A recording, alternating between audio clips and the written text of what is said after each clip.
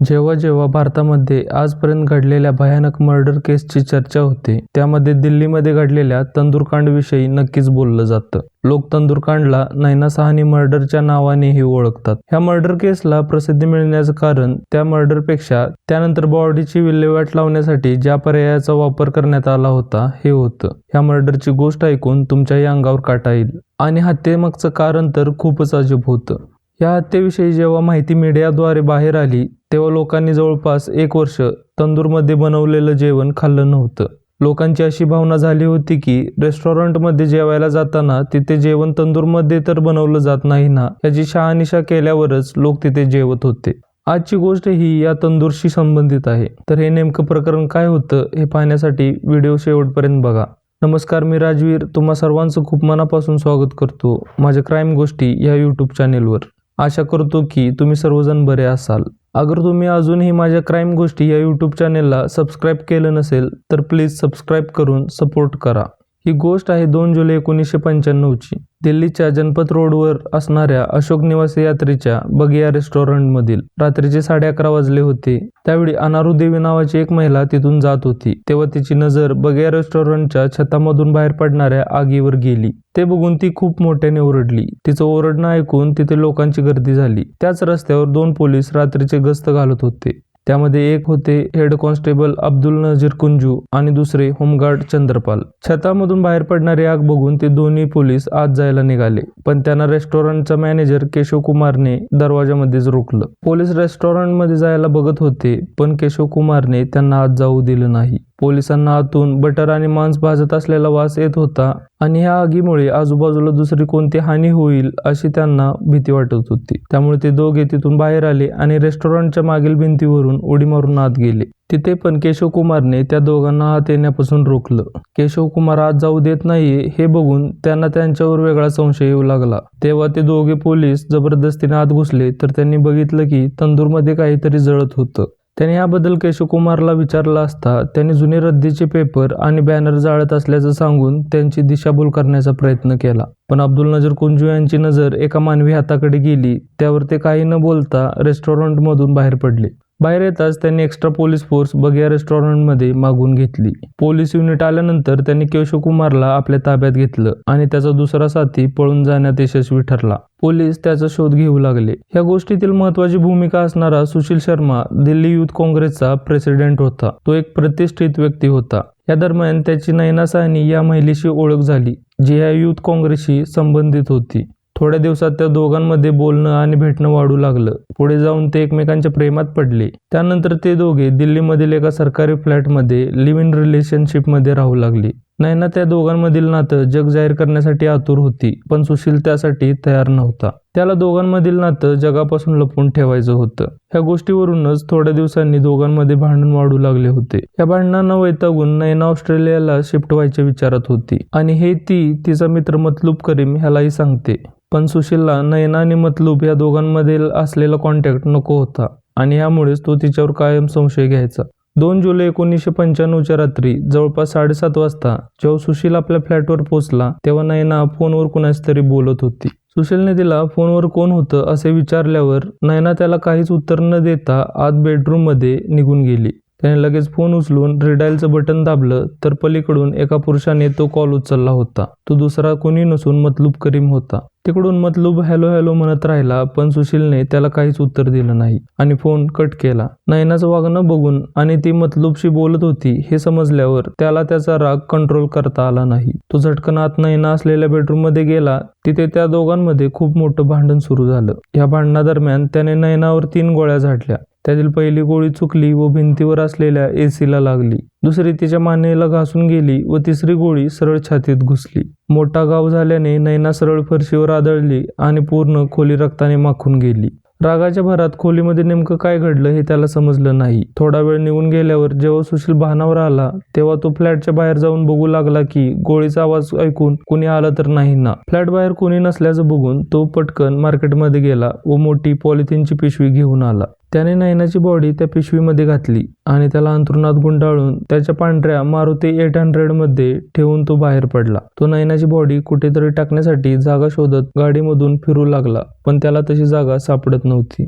तो जवळपास रात्री 9:30 पावणे 10च्या दरम्यान यमुना नदीवर असलेल्या ITO ब्रिजवर पोहोचला, पण तिथे अजूनही लोकांची ये-जा चालू होती. गर्दी कमी होण्यासाठी त्याने बराच वेळ तिथे वाट पाहिली, पण गर्दी कमी होत नाहीये हे बघून त्याची गाडी घेऊन तो त्याच्या बगिया रेस्टॉरंटमध्ये आला. गाडी पार्किंगमध्ये लावून त्याने केशव कुमारला तिथे बोलवून घेतलं. बगिया रेस्टॉरंट हे त्याचंच होतं, फक्त त्याने ते केशव कुमारला चालवायला दिलेलं होतं. त्याने रेस्टॉरंटमध्ये बघितलं तर बरेच लोक तिथे जेवणासाठी आले होते. तो केशव कुमारला सगळ्यांना घरी जाण्यासाठी बोलायला सांगतो, पण केशव कुमारला समजत नव्हतं की अजूनही रेस्टॉरंटमध्ये बरंच जेवण शिल्लक आहे आणि सुशील सगळ्यांना घरी का घालवायला सांगत आहे. पण सुशील केशव कुमारला सांगतो की सगळ्यांना जेवण संपलं आहे असं सांग आणि त्यांना घरी पाठव. आणि सुशीलने हॉटेल स्टाफला पैसे देऊन बाहेर जेवायला पाठवलं. सगळे बाहेर गेल्यावर सुशीलने केशव कुमारला घडलेली सगळी घटना सांगितली. ते ऐकून केशव कुमार खूप घाबरला. आत गेल्यावर सुशील बॉडी ठिकाणी लावण्यासाठी मार्ग शोधत होता. तेवढ्यात त्याचं लक्ष तंदूरवर गेलं. तंदूरमध्ये आग चालू होती. ते बघून ते दोघे नयनाची बॉडी घेऊन आत आले. दोघे मिळून ती बॉडी तंदूरमध्ये टाकू लागले, पण बॉडी नीट आत जात नव्हती. तेव्हा त्यांनी ती बॉडी दुमडून कशीबशी त्या तंदूरमध्ये टाकली. आग वाढवण्यासाठी त्यांनी वरून लाकडाचे तुकडे टाकले. त्यानंतर ही बॉडी हळूहळू जळत होती. त्यामुळे आग वाढवण्यासाठी सुशीलने केशव कुमारला बटर आणायला सांगितलं आणि ते तंदूरमध्ये टाकलं. बटर टाकल्याने त्या आगीची तीव्रता वाढून ती रेस्टॉरंटच्या छताबाहेर जाऊन बाहेर लोकांना दिसू लागली. ती छताबाहेर येणारी आग अनारू देवीने बघितली आणि त्याचवेळी हेड कॉन्स्टेबल अब्दुल नजीर कुंजू आणि होमगार्ड चंद्रपाल तिथे पोहोचले. आणि पुढील गोष्ट तुम्हाला माहीतच आहे. जेव्हा अब्दुल नजीर कुंजू याने एक्स्ट्रा फोर्स आणि फायर ब्रिगेडला बोलवलं, पकडल्या जाण्याच्या भीतीने सुशील भिंतीवरून उडी मारून फरार झाला, पण केशव कुमार पोलिसांच्या हाती लागला. जवळपास रात्रीचे 1 वाजले होते आणि सगळे पोलीस घटनास्थळी गोळा झाले. जेव्हा बॉडीची तपासणी करण्यात आली तेव्हा ती अर्धी जळाली होती आणि त्या बॉडीची ओळख पटवणे पोलिसांना कठीण जात होतं. तेव्हा अब्दुल नजीर कुंजू यांनी तेथील जॉईंट CP मॅक्सवेल परेरा यांना या घटनेची माहिती दिली. ते लवकरच तिथे पोहोचले. त्यानंतर बॉडी पोस्टमॉर्टमसाठी लेडी हार्डी मेडिकल कॉलेजमध्ये पाठवण्यात आली. त्यानंतर केशव कुमारची चौकशी चालू करण्यात आली. पहिला तो पोलिसांना चुकीची माहिती देऊन त्यांची दिशाभूल करत होता. थोड्या वेळात पोस्टमॉर्टम रिपोर्ट पोलिसांच्या हातात आली. त्यामध्ये मृत्यू भाजण्यामुळे झालेला असल्याचं सांगण्यात आलं होतं. जेव्हा ही बातमी मीडियामध्ये आली त्याला पसरण्यासाठी जास्त वेळ लागला नाही. त्या बातमीमुळे पूर्ण देशात भीतीची लाट पसरली. ती रात्र सुशीलने त्याच्या गुजराती मित्रासोबत गुजरात भवनमध्ये घालवली. दुसऱ्या दिवशी तो टॅक्सीने जयपूर, त्यानंतर विमानाने मुंबई आणि त्यानंतर मद्रासला गेला. स्वतःची ओळख लपवण्यासाठी त्याने तिरुपती मंदिरमध्ये जाऊन मुंडन करून घेतलं. त्या दरम्यानच नयनाचा मित्र मतलूब करीब याने नयनाच्या बॉडीची ओळख पटवण्यासाठी पोलिसांना मदत केली. नयनाच्या बोटात एक अंगठी होती, त्यावरून त्याला नयनाची ओळख पटली होती. नयनाच्या मृत्यूनंतर पोलीस मतलूबच्या सहाय्याने नयना आणि सुशीलच्या फ्लॅटमध्ये पोहोचले. तेथील परिस्थिती बघून पोलीस आणखी गोंधळात पडले, कारण तिथे त्यांना फरशीवर रक्ताचा सडा दिसत होता आणि त्यांना 3 बुलेट शेल्स पण मिळाल्या.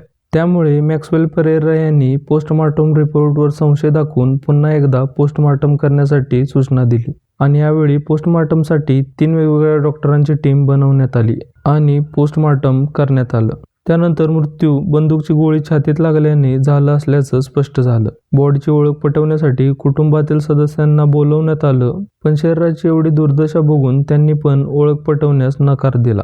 नंतर भारतात पहिल्यांदा बॉडीची ओळख पटवण्यासाठी स्कल इमेज टेक्निक आणि DNA टेस्ट करण्यात आली. त्यामध्ये ती बॉडी नयना साहनीचीच होती हे स्पष्ट झालं. त्यानंतर केशव कुमार ही पोलिसांची जास्त वेळ दिशाभूल करू शकला नाही. नयनाची हत्या सुशीलने केली आहे आणि बॉडीची विल्हेवाट लावण्यासाठी तो बॉडी रेस्टॉरंटमध्ये घेऊन आला होता ही कबुली केशव कुमारने पोलिसांना दिली. परंतु त्या हत्येमागील कारण अजूनही पोलिसांना माहीत नव्हतं. 8 दिवसानंतर 10 जुलै 1995च्या दिवशी पोलिसांना त्याच्या खबऱ्याकडून एक माहिती मिळाली की सुशील बेंगलोरमध्ये आहे. मॅक्सवेल परेरा यांनी त्यांची एक पोलीस टीम बेंगलोरला पाठवली आणि सुशीलला ताब्यात घेण्यात आलं.